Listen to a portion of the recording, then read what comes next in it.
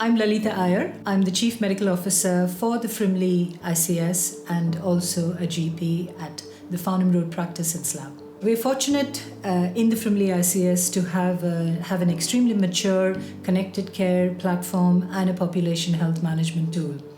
We used this during the COVID-19 pandemic and created candidate lists for remote monitoring that could be shared with the providers of remote monitoring in the community.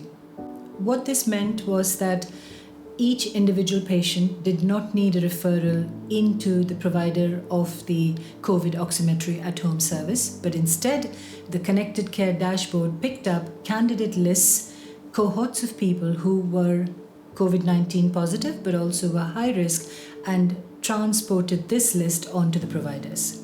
We can use the same principle for remote monitoring with long-term conditions and in care homes.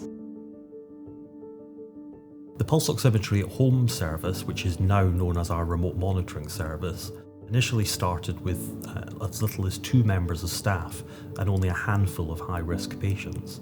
Fast forward 2 years and we've now got a headcount of over 25, a capacity to monitor up to 3,000 patients at a time, and we're incredibly proud that we've had 20,000 patients through our service without incident. So once a patient has been identified by their surgery for remote monitoring, we will then contact the patient, consent them and explain the process to them. The team will determine why their readings have come back as abnormal. If further intervention is required, a call will be made by our clinician through to the named individual at the GP practice. If the patient needs an emergency assessment, appropriate action will be taken at that point. Remote monitoring offers some really great opportunities for the system as a whole. That ability to react very quickly to a deteriorating patient, the ability to monitor and get a really good baseline for our patients, the impact we should have on reducing ED appointments and having fewer GP appointments required to monitor these patients. The list really does go on and on. But I think everybody can agree that the benefits for the system and the patient are definitely there to be seen.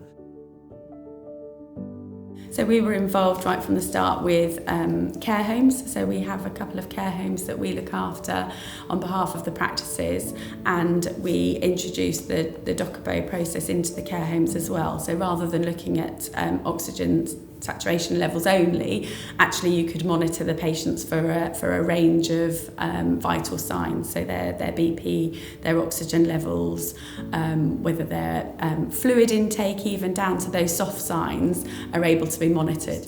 The questions are answered by the care home staff and the results come straight through to the Doc at Home portal. If anything is out of range, it comes through as an alert and is responded to by the clinical team here.